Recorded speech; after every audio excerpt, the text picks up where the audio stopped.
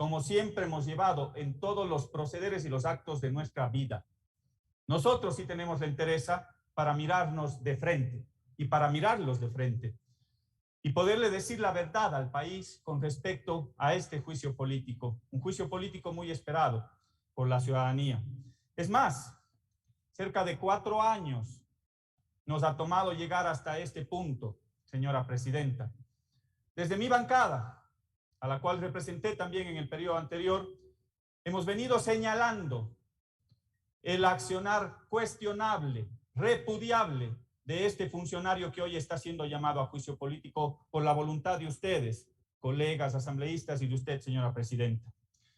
4 años han tenido que pasar, pese a las denuncias que nosotros la hemos interpuesto, denuncias públicas sobre la legalidad del señor Celi al frente de la Contraloría General del Estado, denuncias públicas sobre una grosera intromisión en la función electoral y en el último proceso electoral. Lo denunciamos en su momento. O sobre todo, cuando uno de los hechos que fueron expuestos por los medios de comunicación dio cuenta de que el sobrino del señor Celi fue detenido precisamente el 14 de junio del 2019. Nosotros lo denunciamos y les habíamos planteado la acción de un juicio político. Nadie quiso dar una firma, nadie quiso ponerle el cascabel al gato. Y eso tiene que saber el pueblo ecuatoriano. 4 años hemos esperado para llegar a este momento, señora presidenta de la Asamblea Nacional. En buena hora por el país, en buena hora. Siempre se intentó mirar para otro lado, hacer de menos las denuncias por el hecho de que venían de una determinada fuerza política. ¿Cuánto daño le hemos hecho al país durante estos 4 años que se pudo haber llevado este proceso? Y no esperar toda esa red de corrupción que se fue tejiendo y ese entramado al interior de la Contraloría General del Estado. Y hemos tenido que llegar a este punto venciendo una serie de obstáculos. Obstáculos que le pusieron desde el inicio al proceso, intentando darle vida a otro juicio político, o por último, el olvido de una secretaria. Pero aquí estamos, con entereza y con solvencia moral, para hacerle frente precisamente a este juicio político. Pese a esos obstáculos, señora presidenta, el trabajo realizado por los miembros de la Comisión de Fiscalización, algunos colegas que yo los respeto mucho, hay que resaltarlo, porque fueron jornadas muy largas, muy extensas, y compartimos precisamente con los 9 miembros de la Comisión de Fiscalización esas jornadas en las cuales desfilaron una serie de funcionarios contándonos, muchos de ellos la verdad, otros ocultando gran parte de esa verdad. Entonces yo sí debo reconocer, más allá de ese olvido de la secretaria, señora presidenta, la propia ley de la función legislativa, conforme el artículo 82 y 83, le dio viabilidad a este juicio político. ¿Amparados en qué? En la ley de la función legislativa, que tuvimos la voluntad también de reformar la presente ley que rige a la primera función del Estado. Y es así que aquí, señora presidenta, se ha garantizado el debido proceso y el legítimo derecho a la defensa. Eso quiero dejar énfasis en esta sesión, señora presidenta. Aquí estamos en esta curul, la curul 40, la que me ha dado y me ha otorgado el pueblo azuayo generosamente. Y hoy tenemos una responsabilidad enorme, enorme con el país, con el pueblo ecuatoriano, y precisamente por ese principio de respeto a la institucionalidad, de tener de cara a esta nueva asamblea un juicio político, hay que elevarle el nivel al juicio político. Yo no voy a caer en la dramatización, yo no voy a caer en la ideologización, como dijo alguien. Aquí yo vengo a señalar son argumentos, pruebas testimoniales, pruebas documentales, elementos de convicción, el marco jurídico. Para eso me eligieron, no para el show, señora presidenta. A mí me eligieron para fiscalizar y para legislar.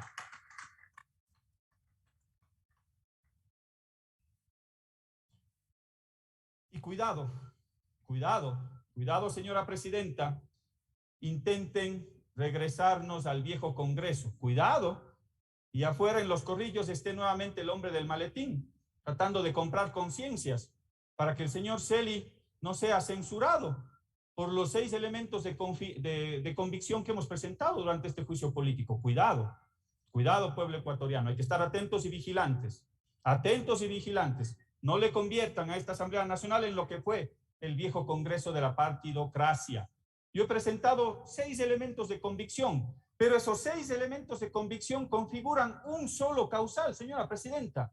Al señor Celi, hoy este pleno tiene que censurarlo por el incumplimiento en sus funciones, no por la rogación de funciones, por el incumplimiento en sus funciones, por todos los elementos que los vamos a llevar adelante en este pleno, que lo vamos a develar precisamente con nuestra colega interpelante, a quien saludo la valentía de nuestra compañera Viviana Veloz, que también va a exponer esos elementos de convicción para ustedes, señores asambleístas. Hoy resulta que quienes intentaron hacer caer este juicio político ante el avance del mismo, ahora cuestionan la procedencia política de los interpelantes, de los proponentes. Yo debo decirles que a mucho orgullo represento a la bancada de la Revolución Ciudadana, pero aquí no se trata de que este proceso tenga que ver con la pertenencia de un legislador o de un proponente o de un interpelante a una determinada fuerza política. Yo soy muy respetuoso de la capacidad que ustedes tienen, colegas legisladores, de también iniciar procesos de fiscalización. Y yo no cuestiono su origen político, si es del Partido Social Cristiano, si es de Creo, si es de Pachacuti, si son independientes. Yo lo que me fijo es en el fondo de los temas. Aquí estamos, mientras algunos están preocupados por la procedencia, por el origen de los interpelantes, es decir, nos estamos preocupando, cuestionando de dónde vienen, cuando en realidad deberíamos preocuparnos de qué es lo que hizo el señor Celi, de dónde, de quiénes están detrás de la lista de Celi. ¿Y el de dónde? ¿De dónde está la plata que se destinaron seguramente en muchos eventos al interior de la Contraloría y otras glosas que desvanecieron en un momento determinado? Esos son los temas de fondo, no de la pertenencia de los interpelantes o de dónde viene ese juicio político. Ya mucho daño se le ha hecho al país precisamente por cuestionar el origen de una determinada fuerza política o quién lleva adelante un proceso de interpelación. Seamos serios, señora presidenta, hay que avanzar.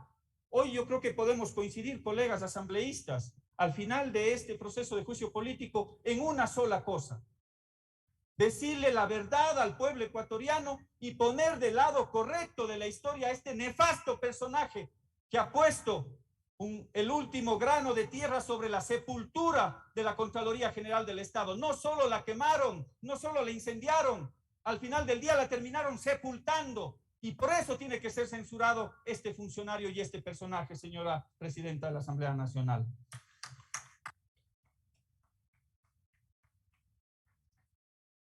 Rechazo las pretensiones del imputado Celi de tratar de desvanecer el trabajo realizado por la Asamblea Nacional, alegando violación de normas, vulneración de derechos. No trate de desviar la atención, señor Celi, de los temas, por los temas de forma, que están, por cierto, totalmente apegados a lo que establece el procedimiento de la Ley Orgánica de la Función Legislativa. La señora presidenta ha dado lectura al artículo 84, el derecho a la defensa. Muy bien traído, señora presidenta, porque yo me voy a referir exclusivamente a los elementos de convicción que rezan en mi pedido de juicio político. Eso es lo que cabe en este proceso de interpelación, no el show, sino argumentos jurídicos, elementos de convicción, pruebas testimoniales, pruebas documentales. Parece que el señor Celi se acuerda de su paso cuando fue, según su currículum, secretario de la Comisión Especialísima de Juicio Político allá en el año 1993.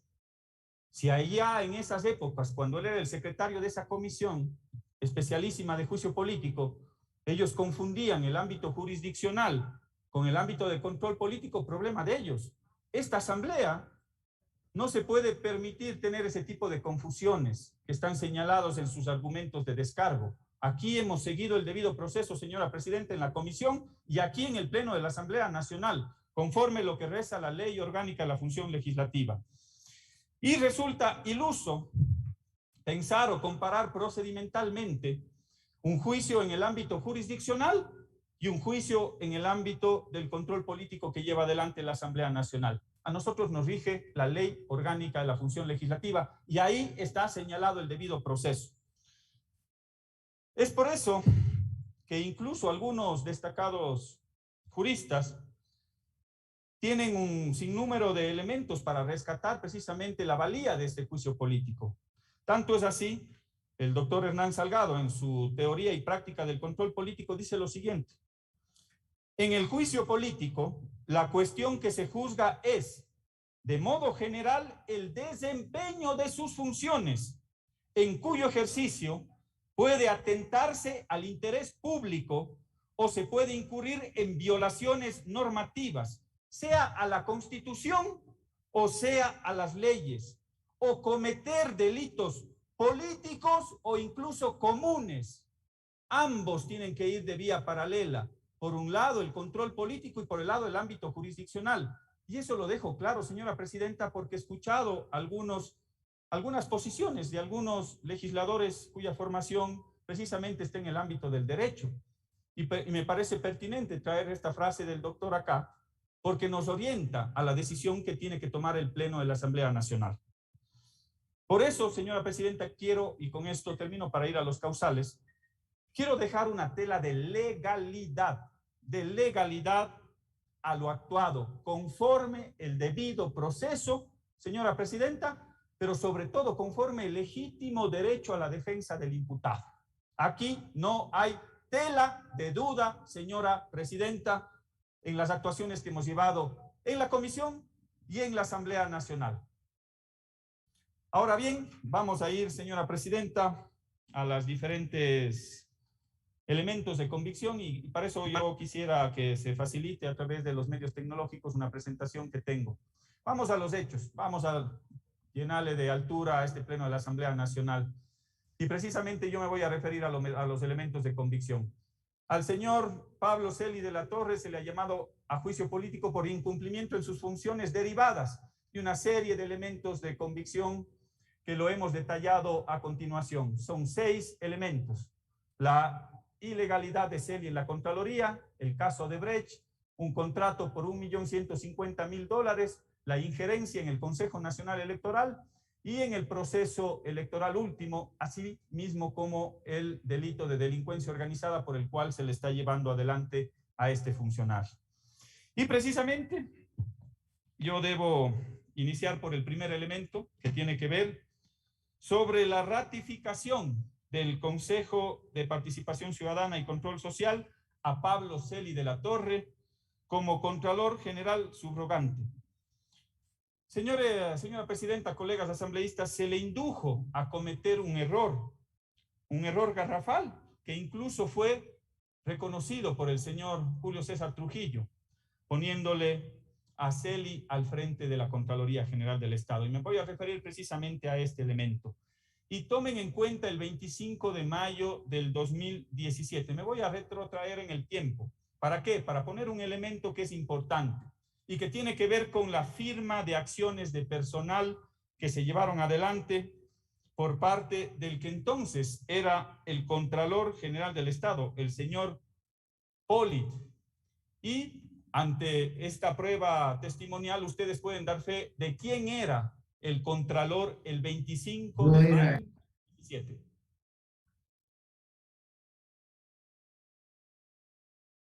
Yo era el Contralor posesionado en la Asamblea ilegítimamente hasta el 25 de mayo que dejé las acciones de encargo.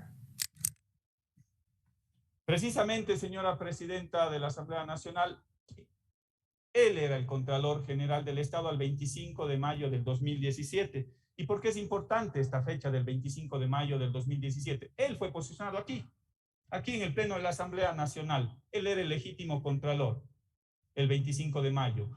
Y el 25 de mayo precisamente es cuando firma algunas acciones de personal. Las acciones de personal que se emiten el 25 de mayo son las siguientes. Son las acciones de personal 913, que dice lo siguiente. El 25 de mayo, el señor Pablo Celi el señor Carlos Poli Facchioni le dice y acuerda que se da por concluida la designación como subcontralor general del Estado al señor Pablo Santiago Celi de la Torre. Esto tiene que entrar en vigencia a partir del 2 de junio del 2017. Dice esa acta, ¿firmada por quién? esa acción de personal, firmada por la abogada Ligia Cobo como directora de Talento Humano y el doctor Carlos Poli Fagioni. Debo hacerle notar, señora Presidenta y miembros de la Asamblea Nacional, este es un tema importante. Estas actas, que hoy no asoman las originales en la Contraloría General del Estado, fueron certificadas estas acciones de personal, nada más y nada menos por el secretario general de la Contraloría, el abogado Fernando Romero, el 4 de agosto del 2017. Es decir, el señor Celi le puso al abogado Fernando Romero de secretario general y el secretario certifica unas compulsas, escúcheme bien, unas compulsas de estas acciones de personal de la 913, 914 y 915. Aquí está la firma de Fernando Romero como secretario general de la Contraloría, certificándole ¿a quién? A la Fiscalía General del Estado en el proceso penal 17 29 42 01 70 14 35. El secretario de la Contraloría dice que sí existen estas acciones de personal y las certifica. Aquí está la firma y el sello. Y esto reposa en el expediente fiscal que se tiene en este proceso penal. Es decir, cuando el señor Celi dice que él no puede dar fe de algo que no conoce, pero resulta que el secretario de la Contraloría General del Estado sí conocía y lo certificó. Y lo certificó. Aquí está la acción de personal 913, la acción de personal 914, firmada el 25 de mayo del 2017, que dice que le designa como subcontralora general del Estado a la señora Sabet Celinda Chamón Villacrés. Tiene que entrar en vigencia a partir del 2 de junio del 2017. Firma la abogada Ligia Cobo y el doctor Carlos Poli Fagioni. También está certificada esta compulsa por el señor abogado Fernando Romero Barberis. Ojo, este tema es importante y no nos podemos mirar para otro lado o hacer de cuenta que esto no existe. Esto sí existe. Y la acción de personal 915. La acción de personal 915 dice que mientras el titular del puesto se encuentre legalmente ausente al tenor de lo dispuesto, subrogará el encargo de Contralor General del Estado. ¿A quién? A la señora Sabet Celinda Chamón Villacrés. Entrará en vigencia el 2 de junio del 2017. Esta también es una compulsa certificada por el secretario de la Contraloría, el secretario de Celi. Estas acciones de personal existen. Ahora bien, si es que esto no fuera suficiente, colegas asambleístas, si es que estas acciones de personal no fueran suficientes, hay una prueba testimonial que la pongo en evidencia de usted, señor presidente encargado de la sesión. Veamos qué dice la directora de Talento Humano, la abogada Ligia Cobo. El 25 de mayo del 2017, el contralor legítimo de la época, el doctor Carlos Polit, me llamó a su oficina y como máxima autoridad de la institución, me requirió que realizara varios actos administrativos, entre ellos vacaciones, encargos, etcétera, etcétera. Dentro de esos actos administrativos constaban, digamos, los que son de manera particular, los que en este momento me trae aquí. La acción 913, que correspondía a la cesación de funciones del entonces subcontralor general, el señor Pablo Celi. La 914 y 915, que corresponden a el encargo de la doctora Sabet Chamón, aquí a mi diestra, también cumplieron con todos los requisitos legales. También cumplieron con todos los requisitos legales. No podemos ocultar el testimonio de la directora de Talento Humano. ¿O queremos mirar para otro lado? ¿O queremos esconderle la verdad al país? Eso dice la directora de Talento Humano. Y luego, si es que vamos a la línea del tiempo, eso sucedió el 25 de mayo. El 26 de mayo, el señor Carlos Poli viaja a Miami, se fuga del país. Y el 2 de junio tenían que entrar en vigencia los actos administrativos que firmó precisamente el señor Carlos Poli. Pero ¿qué es lo que sucede el 2 de junio? Señora presidenta y colegas asambleístas. Precisamente el 2 de junio, Celi se saca la máscara y saca las garras y el puñal para apropiarse por la fuerza por la fuerza, no por un acto administrativo, por la fuerza de la Contraloría General del Estado en este video que nos llenó de vergüenza a todos los ecuatorianos. Por favor. Tiene que firmar. No voy a firmar. Por favor, que ellos que están afuera. No lo voy a firmar. Yo no lo voy a firmar. Y ustedes no vienen con ningún procedimiento. No me digan a mí ese tipo de tonterías. No me digan a mí ese tipo de tonterías. Doctor, no puede hacer eso. No me puede. No, es un acta. A ver, baja. Doctor, por favor, no puede cambiar situación. En 30 segundos el señor Celi demuestra quién es en realidad. Se saca la máscara, pero se toma por la fuerza la Contraloría General del Estado, por un acto de fuerza, no por un acto administrativo. Celi, en ese acto, ¿qué es lo que hace? ¿Rompe qué? Rompe una acción, un acta de notificación similar a esta. Eso es lo que rompe. Entonces, él conocía de la acción de personal 913. Cuando yo le pregunto en la comisión si usted sabe y conoce, dice, no, yo no conozco algo que no existe. Él sabía, lo estaban notificando. Pero él rompió el acta de notificación y es por eso que el secretario general, el abogado Adrián Bustos, Ligia Cobo, coordinadora de talento humano, con 2 testigos, la abogada Andrea Aguaiza y el abogado Manuel Taipe, sientan razón de la notificación en este documento que también son pruebas actuadas. Todo lo que estoy mencionando, señora presidenta, reposa en los archivos de la Secretaría de la Comisión de Fiscalización. Son pruebas actuadas durante el proceso. Esto también lo presentó la señora Sabet Chamón, copias notarizadas de las acciones del personal y también de esta razón de notificación. Pero ¿qué más? ¿Qué más sucedió ese 2 de junio? Preguntémosle a un testigo ocular de lo que sucedió el 2 de junio y veamos qué es lo que sucedió ese 2 de junio. Vean este. Ese día 2 de junio, la primera persona que ingresó a la Contraloría sin pertenecer, porque no era funcionario público, ¿quién creen que fue que entró a la Contraloría? Nada más y nada menos que Raúl de la Torre, el sobrino de Pablo Celi. Entró aproximadamente a las 7 de la noche para confabularse con su tío y apropiarse de la Contraloría General del Estado. Pero ¿quiénes más estaban ahí acolitándole a Pablo Celi? Estaba Valentina Zárate, que han tenido la desfachatez, a pesar de ser mujeres, de ni siquiera apoyarme a mí, porque Valentina Zárate sabía que yo era la Contralora General del Estado subrogante, porque nos reunimos esa tarde una vez que a mí me notificaron y me posesionaron. Estuvimos en el despacho del doctor Poli, estuvo Daniel Fernández Córdoba Arteaga, sobrino de José Serrano, hijo de Rosalía Arteaga. Aquí ya asoma el sobrino, el que dice que es lejano, el que dice que no conoce, que no le conoce, que es medio lejano.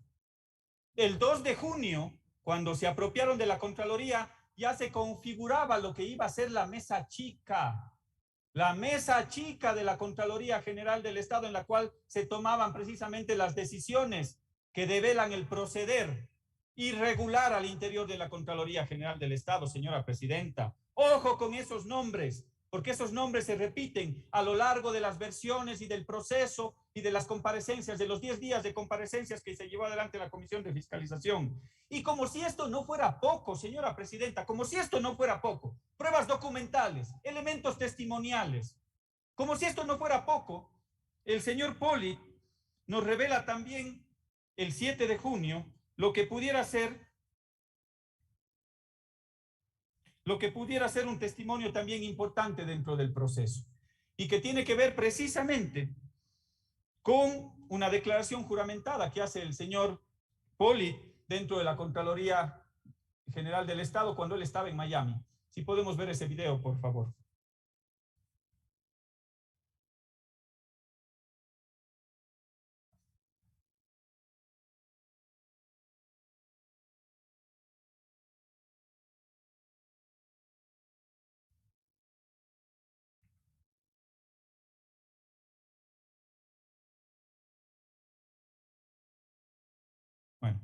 si no tenemos ese material, ¿qué es lo que pasa luego?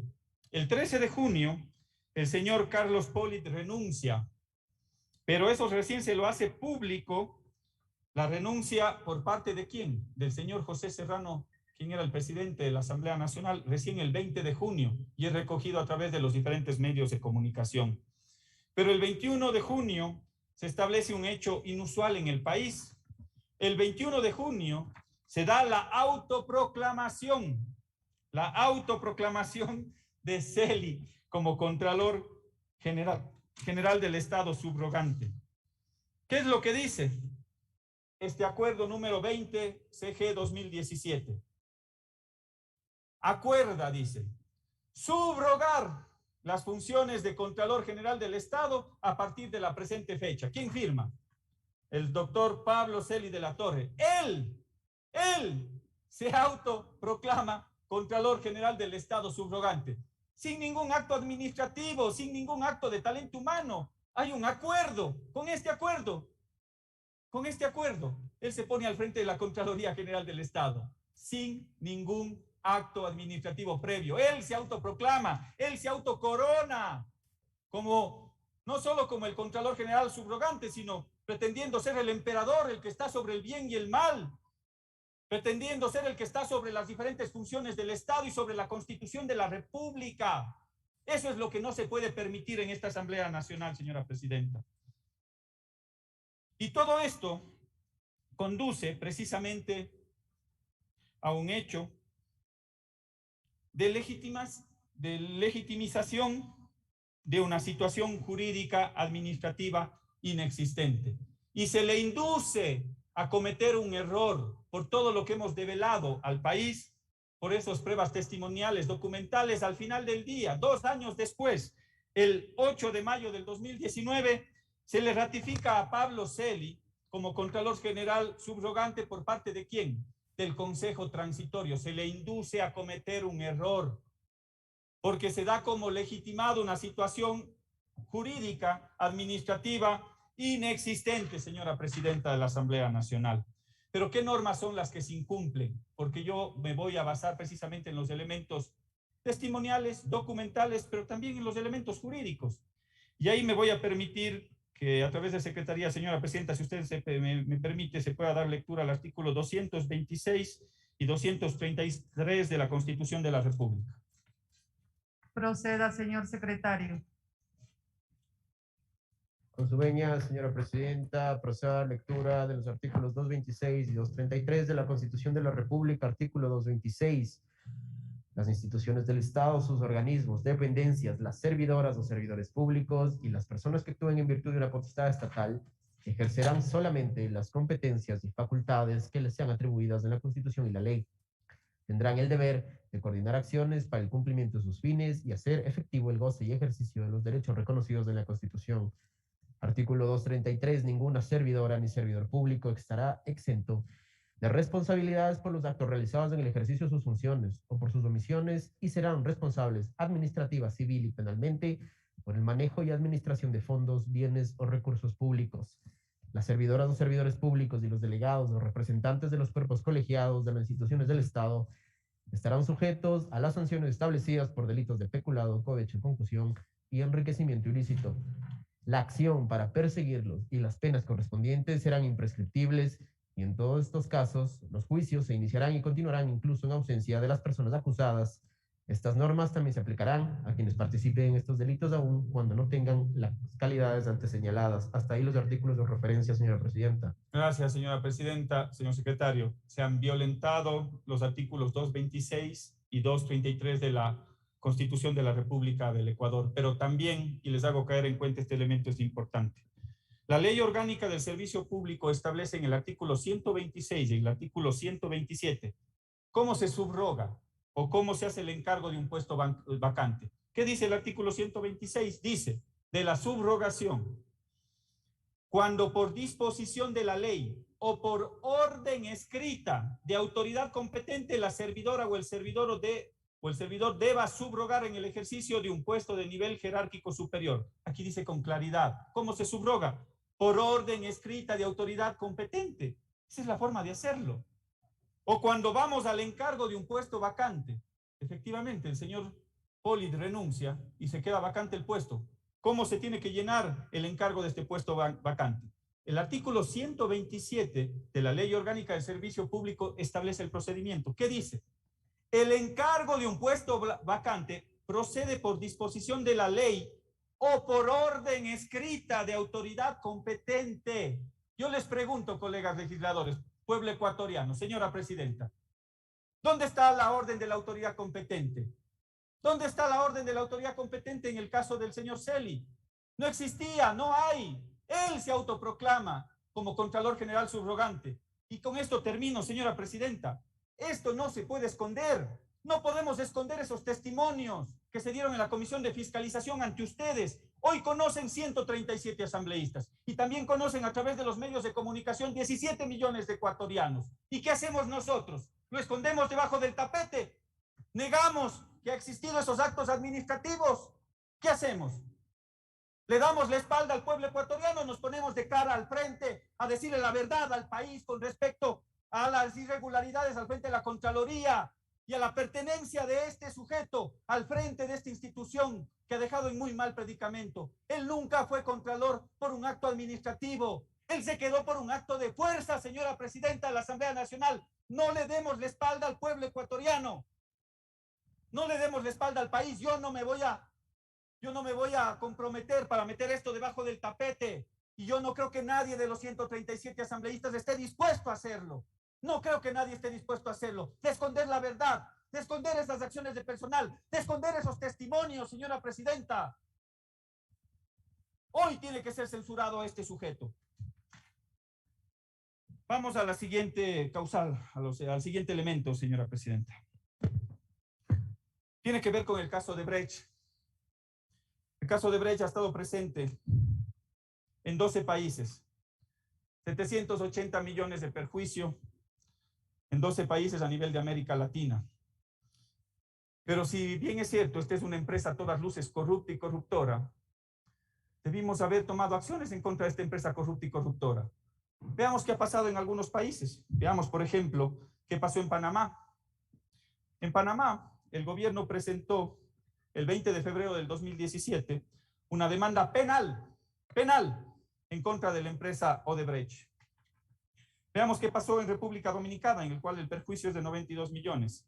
El gobierno presidido por Danilo Medina, presentó la documentación y fue recibida por la Procuraduría General del Estado, que abrió un proceso formal en contra de la compañía y sus representantes.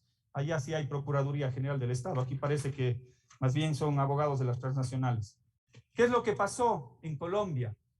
El perjuicio es de 11 millones de dólares. Un tribunal de Colombia inhabilitó al consorcio liderado por la constructora brasileña Odebrecht para realizar durante 10 años contratos con el Estado. Y le multó con más de 250 millones de dólares por los actos de corrupción que se dieron en Colombia. Esto sucedía precisamente porque ahí había autoridades que le pusieron el cascabel al verdadero gato, que era el gato de la corrupción de Odebrecht. Pero veamos qué pasó aquí en el Ecuador. Les invito a revisar este testimonio. Esto sucedía en Ecuador. Mientras en otros países le estaban endilgando la responsabilidad penal a esta compañía a todas luces corrupta y corruptora, veamos qué sucedía aquí en el Ecuador. En las oficinas de la Procuraduría en Quito se realiza este primer acercamiento, esta primera reunión en la que se juntan en una mesa un equipo negociador del Estado ecuatoriano y representantes de la empresa Odebrecht. En esta primera cita lo que se espera y se conocerá en los próximos minutos es que se defina un cronograma de conversaciones y los aspectos específicos de cómo se llevarán adelante estas negociaciones para terminar con lo que el Estado ecuatoriano ha denominado una reparación integral por los actos de corrupción que se conocen en los que participó la constructora brasileña Odebrecht. Vaya colección de personajes, todo el poder público representado ahí, sentado en una mesa de negociación, mientras en otros países de América Latina ponían demandas fuertes contra esta empresa a todas luces corrupta y corruptora. Aquí se sentaban a negociar con esta empresa corruptora. Mucho ojo con esa imagen del final. Muchos de ellos son los causantes de la debacle institucional de este país. Y precisamente, ustedes me van a preguntar, y bueno, ¿y qué tiene que ver el señor Celi? Porque este caso salió a la luz, sí, efectivamente, entre los años 2016, 2015. El señor Celi era subcontralor general del Estado y precisamente tenía la responsabilidad dada por el señor Poli de poder aprobar los informes de Contraloría.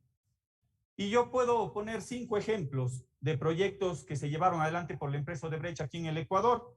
Les pongo por ejemplo, este examen que se llevó adelante por parte de la Contraloría General del Estado, que tiene que ver con la refinería del Pacífico. Y precisamente, en ese examen de la refinería del Pacífico, adivinen quién aprueba el informe de ese examen especial, que establece responsabilidades en contra de funcionarios, pero no establece ninguna responsabilidad en contra de Odebrecht. Adivinen quién firma el informe, quién aprueba el informe. Aquí está la firma, en la parte superior derecha. El 22 de enero del 2016, informe aprobado sobre refinería del Pacífico por parte de ¿quién? Pablo Celi de la Torre como subcontralor general del Estado. Él aprobó este informe. Vamos al siguiente. Refinería, el otro informe tiene que ver con la vía kilómetro 104, construcción del puente Gringo Pepe, mantenimiento de la vía Chontal. ¿Quién aprueba ese informe? Lo aprueba el señor Pablo Celi de la Torre el 18 de abril del 2016. Aquí está la firma. Todos estos documentos están en la Secretaría de la Comisión de Fiscalización. Vamos al siguiente. Otro contrato para el poliducto Pascuales Cuenca de mi provincia. Adivinen quién aprueba el informe de Contraloría. El señor Pablo Celi de la Torre, el 18 de abril del 2016. Él aprueba el informe. Se establecen responsabilidades en contra de funcionarios y a una empresa corrupta y corruptora no le pasa absolutamente nada. Vamos al siguiente. La construcción y fiscalización del proyecto Daule Vinces. Informe aprobado el 18 de enero del 2016 por Pablo Celi. Aquí está su firma. Vamos al siguiente. Operación del proyecto Manduriacu. Informe aprobado el 18 de abril del 2016. Aquí está la firma de Pablo Celi. Cuando por ahí se dice que los correístas no quieren que algunas cosas salgan a la luz, aquí está, yo he presentado como uno de los causales. La red de corrupción que operó en Petroecuador. Yo no voy a salir a defenderle al señor Capaco, Capaya, Alex Bravo. Yo no voy a salir a defenderle a esos nefastos personajes. Pero aquí está quienes establecieron responsabilidades en contra de esos funcionarios. Pero ¿y qué pasó con la empresa corrupta y corruptora? Aquí se sentaron a negociar. Los de la mesa chica sentados con la empresa corruptora y corrupta a todas luces. Esa es la verdad del pueblo, que conozca el pueblo ecuatoriano. Y en el alegato del señor Celi, él dice que como él era subcontralor, él no podía ser sindicado como uno de los elementos dentro de convicción de este juicio político. Pero él mismo, en su alegato de defensa, por el causal sexto, él dice, en la página 34 de su alegato de defensa, él dice que según el artículo 41 de la Ley Orgánica de la Contraloría General del Estado establece lo siguiente, artículo 41. Ningún servidor, funcionario o empleado de las instituciones del Estado podrá ser relevado de su responsabilidad legal alegando cumplimiento de órdenes superiores. Es decir, él dice, yo cumplía órdenes de Poli. Ese es el alegato. Pues bien, más abajo en el artículo 41 dice, los servidores públicos podrán objetar por escrito las órdenes de sus superiores, expresando las razones para tal objeción. ¿Por qué no objetó estos informes que firmó, si es que no habían responsabilidades en contra de la empresa corrupta y corruptora como Odebrecht? Cuando él mismo en su alegato de defensa, en la página 34, hace referencia al artículo 41 de la Contraloría General del Estado. ¿Cuál es la base jurídica que motiva este proceso de juicio político? Precisamente el artículo 49 del Código Orgánico Integral Penal establece en vía paralela las responsabilidades individuales, personales pero también establece las responsabilidades penales de las personas jurídicas. O sea, se establecieron en este caso las responsabilidades de funcionarios, pero ¿y qué pasó con las responsabilidades jurídicas de las personas jurídicas? Las responsabilidades penales, perdón, de las personas jurídicas. No se hicieron, porque en ese momento el artículo 581, reformado del Código Orgánico Integral Penal, exigía un requisito de procedibilidad. Para llevar adelante esas acciones allá en la época del año 2016-2017 se necesitaba un informe con indicios de responsabilidad penal para poder llevar adelante esos procesos en contra de esta empresa corrupta y corruptora.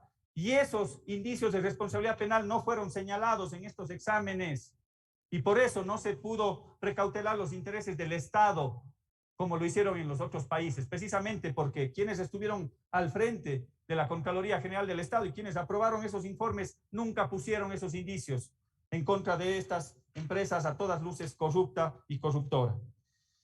Y si es que vamos a la normativa incumplida, no sé si es que se puede dar, le pido, señora presidenta, que pueda dar lectura a través de secretaría al artículo 31, numeral 13 y 15 de las funciones y atribuciones de la Contraloría General del Estado. Proceda, señor secretario. Así estará, señora presidenta. Artículo 31, funciones y atribuciones, numeral 13. Decidir la intervención como parte en los juicios civiles, penales, contenciosos administrativos y otros relacionados con el manejo de los recursos públicos que son objeto de control. La intervención del Contralor General no exime la responsabilidad del funcionario a quien las leyes confieran la representación correspondiente. Numeral 15. Actuar coordinadamente con el Ministerio Público para iniciar y proseguir los juicios penales relacionados con delitos en el manejo de los recursos públicos. Los funcionarios actuantes de la Contraloría General del Estado que, en ejercicio indebido de sus facultades de control, causen daños y perjuicios al interés público o a terceros, serán civil y penalmente responsables. Hasta ahí el texto, señora presidenta. Gracias, señora presidenta. Decidir la intervención como parte en los juicios civiles, penales, contencioso administrativo. ¿Dónde está? Actuar coordinadamente con la Fiscalía General del Estado para iniciar y proseguir los juicios penales. Yo les pregunto, ¿se actuó coordinadamente con la Fiscalía General del Estado? ¿O se la utilizó como instrumento de persecución? Habría que ver cuál es la responsabilidad de la Fiscalía también General del Estado, señora presidenta. Si se puede dar lectura también a la norma incumplida en el artículo 39, que habla de la determinación de las responsabilidades, 39 de la Ley Orgánica de la Contraloría General del Estado. Por favor, señora presidenta. Proceda, señor secretario. Con su autorización, señora presidenta. Artículo 39. Determinación de responsabilidades y seguimiento. A base de los resultados de la auditoría gubernamental contenidos en actas o informes, la Contraloría General del Estado tendrá potestad exclusiva para determinar responsabilidades administrativas y civiles culposas e indicios de responsabilidad penal. Previamente a la determinación de responsabilidades administrativas y civiles culposas que se desprendan de los informes elaborados por las auditorías internas, la Contraloría General del Estado examinará el cumplimiento de los preceptos legales y de las normas de auditoría y procederá a determinarlas con la debida motivación. Está bien ahí, señora. Gracias, señor secretario. Gracias, señora presidenta. ¿Qué es lo que dice el 39? ¿Quién es el que tiene que establecer las responsabilidades en base de la auditoría? La Contraloría General del Estado tendrá la potestad exclusiva, dice, para determinar indicios de responsabilidad penal. La facultad exclusiva. Y si es que finalmente damos lectura al artículo 65, numeral 1 de la Ley Orgánica de la Contraloría General del Estado. Proceda, señor secretario. Con su autorización, señora presidenta. Artículo 65, indicios de responsabilidad penal determinados por la Contraloría General del Estado, numeral 1. El auditor jefe de equipo que interviniera en el examen de auditoría previo visto bueno del supervisor dará a conocer el informe respectivo al Contralor General o a sus delegados, quienes luego de aprobarlo lo remitirán al Ministerio Público con la evidencia acumulada, el cual ejercitará la acción penal correspondiente de conformidad con lo previsto en el Código de Procedimiento Penal. Gracias, señor. Hasta ahí el texto. ¿Qué es lo que dice? Que previo visto bueno del supervisor, porque aquí todo el mundo se lava las manos. Es lo primero que pasa, gracias. Todo el mundo se lava las manos. Dice, previo visto bueno del supervisor, dará a conocer el informe respectivo al Contralor General o a sus delegados. ¿Quién era el delegado para conocer estos informes? Pablo Celi de la Torre. Quienes luego de aprobarlo los remitirán a la Fiscalía General del Estado. Entonces aquí no se vengan a lavar las manos. Aquí hay responsabilidades que tienen que ser establecidas y por supuesto que son parte de este proceso de juicio político por el cual el señor Pablo Celi tiene que ser censurado, señora presidenta. Y voy al tercer elemento de convicción para dar luego paso a mi colega interpelante, a la compañera Viviana Veloz, y que tiene que ver con un contrato jugoso, el cascanueces, señora presidenta, el cascanueces. Ya vamos a ver de lo que se trata el cascanueces. Un contrato de servicios comunicacionales suscrito con la empresa HDC, con Daniel Salcedo Bonilla. ¿Quieren saber quién era Daniel Salcedo Bonilla? Quizás este nombre puede ser muy común para la ciudadanía. Veamos quién era Daniel Salcedo Bonilla.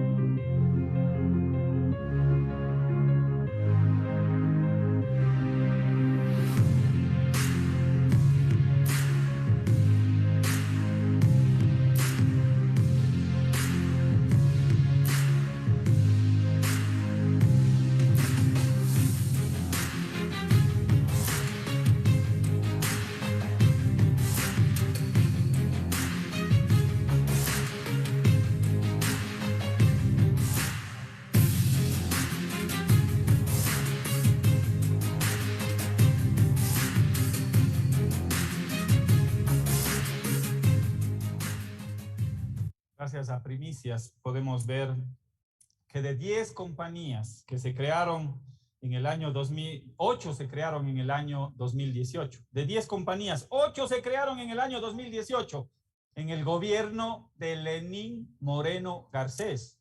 Diferentes actividades, señora presidenta. El empresario, desde bar El Campeón, desde expostador de peces, vendía celulares y hasta productos de salud.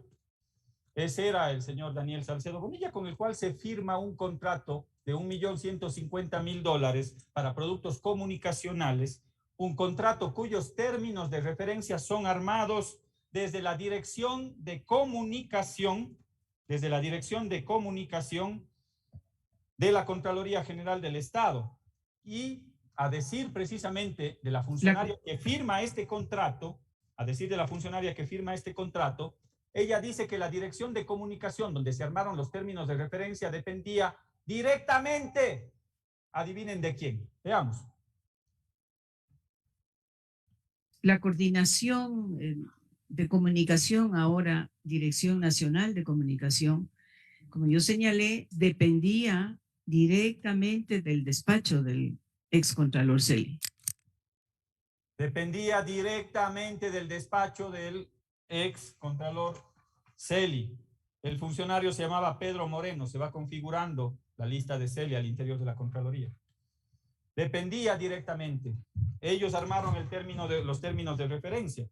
Pero aquí el alegato del señor Celi dice que él no ha firmado el contrato, que la que firma es la señora socióloga María de las Mercedes Plasencias. Efectivamente, aquí está el contrato.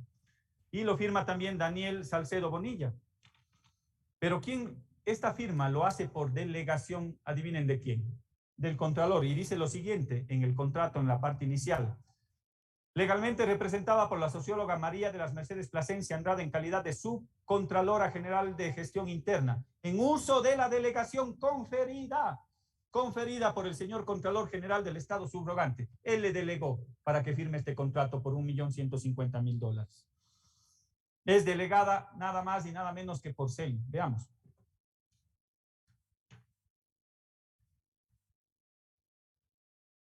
Yo firmo, suscribo este contrato y el resto de contratos que me tocó suscribir por delegación del ex Contralor Celi. Por delegación expresa del señor Celi. Y precisamente, si es que vamos un poco más allá y empezamos a revisar los términos de referencia de este contrato, nos vamos a encontrar con algunas sorpresas como la siguiente. Gracias. En los términos de referencia se señalan algunos elementos que quiero hacer notar a este pleno de la Asamblea Nacional. El personal técnico mínimo requerido. En los términos de referencia dice que se tiene que tener un título de tercer nivel. Al gerente de la empresa tiene que tener estudio de tercer nivel en comunicación, marketing y publicidad, registradas en el CNCIT. Yo les pregunto si la empresa HDC, adivinen quién era el representante de la empresa HDC. Precisamente era el señor Daniel Salcedo Bonilla. Y cuando le preguntamos y le pedimos en la comisión que nos certifique a la CNCIT si es que el señor Daniel Salcedo Bonilla, esta es la respuesta, tenía título o no tenía título, dice: informo que una vez revisado en el Sistema Nacional de Información de la Educación Superior del Ecuador, se constató que no registra título de educación superior a nombre del señor Daniel Salcedo Bonilla, pese a que en el término de referencia se establecía que tenía que tener el gerente de la empresa título de tercer nivel. Esta certificación que consta en la Secretaría de la Comisión dice que no tenía título de tercer nivel, aún así le dieron ese contrato. Pero también, ¿qué otro elemento exigía este contrato en los términos precontractuales? Exigía 2 años, dice, 2 años de experiencia en el manejo de campañas de comunicación o proyectos comunicacionales. Como este era un régimen especial, por ser productos de comunicación, se invitaron a 3 empresas. Smart Social S.A., HDC, que es la que gana, y MCB. De las 3 empresas que se invitan, yo quiero revelarle a la Asamblea Nacional que una de las empresas, la empresa Smart Social, según el registro de la Superintendencia de Compañías, fue constituida el 18 de agosto del 2017, es decir, 4 meses antes. 4 meses antes de ese contrato. A las 3 empresas que se le invita, una no cumplía con el requisito de 2 años de experiencia, porque fue constituida apenas 4 meses antes. Pero si vamos más allá, gracias. ¿Qué estuvo detrás de todo esto, señora presidenta, señores asambleístas? Precisamente un claro direccionamiento. Cuando yo le pregunto a Daniel Salcedo Bonilla acerca de estas empresas, miren cuál fue su respuesta. ¿Usted conoce a Smart Social y MCB Publicidad? Yo no los conozco. Seguramente mis ejecutivos de cuenta hicieron un joint venture, es decir, asociaciones comerciales entre ellos, ¿no? Hicieron un joint venture o asociaciones comerciales entre ellos, seguramente, dice. Entonces da por cierto que se confabularon para poder hacerse de un contrato jugoso de $1.150.000. Pero hago caer en cuenta también que el contrato se elaboró antes de la adjudicación. Si nosotros vemos dentro del expediente, la adjudicación se da el 21 de diciembre del 2017, pero el contrato se lo elabora por la señora ingeniera Wendy Recalde el 20 de diciembre, es decir, no estaba ni siquiera adjudicado y ya se inició el proceso de contratación, ya se elaboró el contrato. Así se manejaba la Contraloría General del Estado. Yo les pregunto, los que hemos estado en la administración pública, si esto hubiese pasado en cualquier institución en la cual nosotros hubiésemos estado, ¿acaso no hubiese observado la Contraloría? ¿Acaso no hubiese establecido responsabilidades? Pero por supuesto que sí, señora presidenta. Y aquí no ha pasado absolutamente nada. Dice que se ha hecho un informe de auditoría interna, informe que por cierto fue suspendido, aduciendo el tema de la pandemia, y recién se retoma, me parece que en este año, el informe de auditoría interna con respecto a estos temas. También tuvo que haber una modificación al plan anual de contrataciones. Quienes hemos estado en administración pública, pregúntenle, aquí hay exautoridades, exprefectos, exalcaldes. ¿A ustedes les permitían hacer una modificación del PAC la última semana del mes de diciembre? Del plan anual de contrataciones no se nos permitía, pero a la Contraloría se le permitía de todo. Antes de Navidad reformaron el PAC con este oficio, el 54-244. Y adivinen quién aprobó la modificación del PAC. Veamos qué dice la señora Plasencia. ¿Quién aprobó? Sin que estuviera reformado el PAC, que obviamente contaba con la aprobación de esta reforma por parte del ex Contralor Celi, no se podía iniciar el proceso, porque con la reforma del PAC también hay que contar con el presupuesto, con la certificación presupuestaria. Celi autorizó la modificación del PAC, pero ¿quién más autorizó la modificación del PAC? Aquí hay un funcionario que les tiene que ser muy común este nombre, se llama el licenciado Darwin Moreno Garcés. Veamos qué dice el licenciado Darwin Moreno Garcés, que era el coordinador nacional administrativo y de servicios. Del proceso, ¿qué función ejerzo yo? Dentro de este tipo de procesos, de acuerdo a las atribuciones delegadas por el Contralor, lo único que hago yo es trasladar la documentación a las unidades, entre la unidad requirente y la autoridad que hace el acto administrativo, o sea, el hecho de generar la documentación y suscribirla. Él era el pasapapeles, dice. Él era solo el pasapapeles. El hermano del presidente Moreno, el pasapapeles, no era el coordinador nacional administrativo de servicios. Yo solo pasaba papeles de un escritorio al otro. Él autorizó el PAC también. Él conformaba el PAC porque era el coordinador nacional administrativo. Y él tuvo que autorizar, aquí está en el contrato, aprobado por licenciado Darwin Moreno Garcés. Así se llevó adelante precisamente la etapa precontractual y contractual. Ahora veamos la ejecución de este contrato jugoso de $1.150.000. Factura sin descripción del servicio prestado, señora presidenta de la Asamblea Nacional. ¿Cómo pueden creer ustedes que simplemente se mencione orden de trabajo? Veamos esta factura. 332.153 para el plan de pauta en televisión, plan de pauta en radio, plan de pauta en redes sociales. Ojalá no haya sido para atacar o perseguirnos.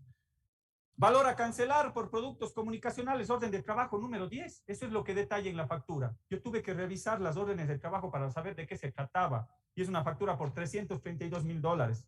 Veamos otra factura, la factura 1797 por $420.000.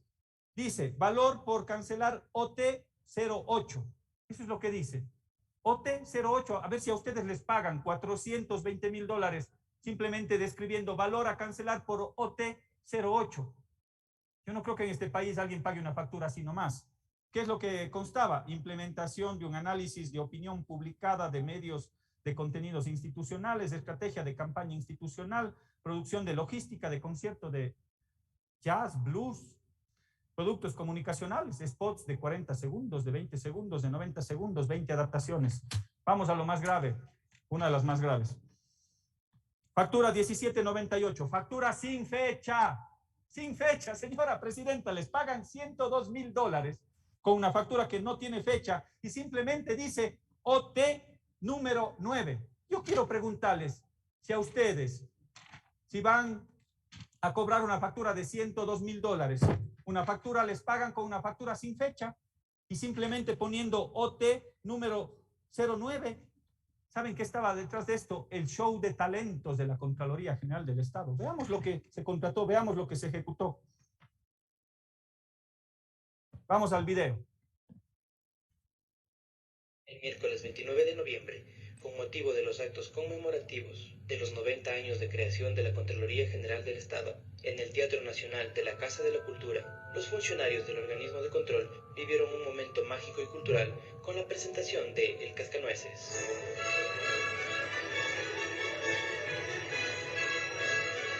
Con más de 30 bailarines sobre las tablas, el Ballet Nacional del Ecuador puso en escena esta tradicional obra navideña.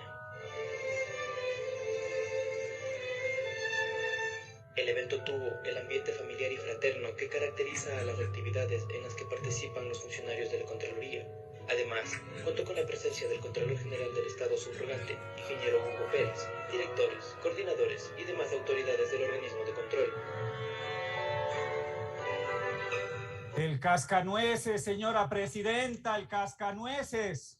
Así se dilapidaron los recursos del pueblo ecuatoriano. Yo no quiero desmerecer la valía de las actuaciones culturales, por el contrario. Este era un mecanismo para desviar esos recursos, solapando esos actos culturales y desviarlos precisamente hacia esas empresas a las cuales ya sabemos dónde iban a parar el dinero de la corrupción. Pero ahí hay más. Se entregaron premios económicos, veamos.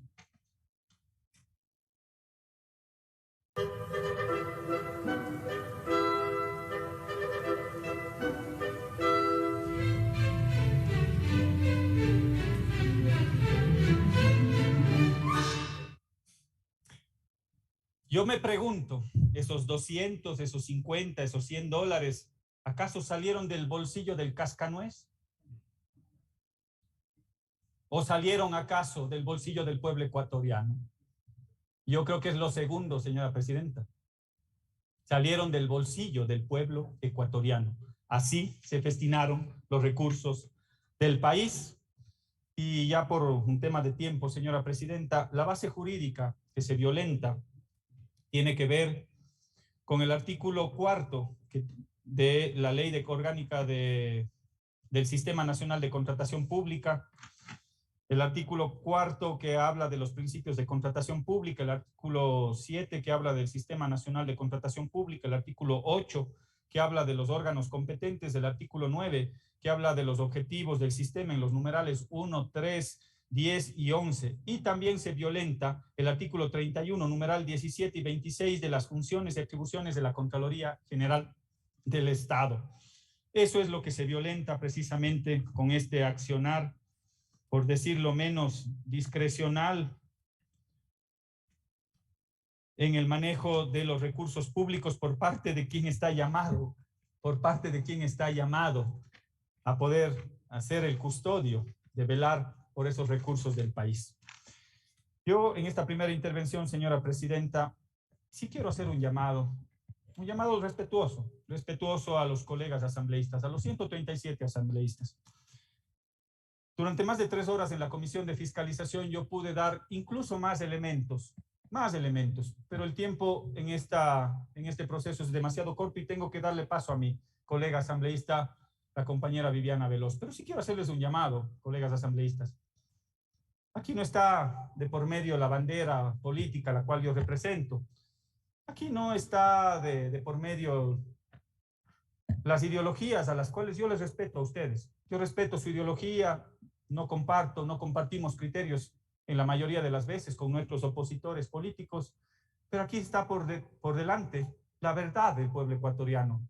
No le neguemos la verdad que se merece el país, no le demos la espalda. Yo no puedo, créame, señora presidenta, yo no puedo ocultar todo lo que he develado, todo lo que se ha mostrado y más que salió a la luz y que quizás los otros miembros de la Comisión de Fiscalización lo puedan exponer también con la misma solvencia. No le neguemos la posibilidad al país, señora presidenta, de poder tener una resolución consensuada entre las distintas fuerzas políticas. Usted tiene la posibilidad de poder llamar a ese acuerdo de las diferentes bancadas y fuerzas políticas para poner en el lugar de la historia que le corresponde a este nefasto personaje que el día de hoy, colegas asambleístas, pueblo ecuatoriano, tiene que ser censurado. Por esa lista de Celi, ahí están quizás la cuarta parte de los personajes que deberán ser investigados luego en el ámbito jurisdiccional. Pero también la red de corrupción que se tejió fuera de la Contraloría General del Estado, que conllevó a la contaminación en los diferentes poderes y en las diferentes esferas públicas, que también tendrá que ser investigado en el ámbito jurisdiccional. Con estas palabras, señora presidenta, doy paso a nuestra compañera, colega valiente e interpelante también, nuestra compañera Viviana Veloz. Muchas gracias, señora presidente, señores y señoras asambleístas.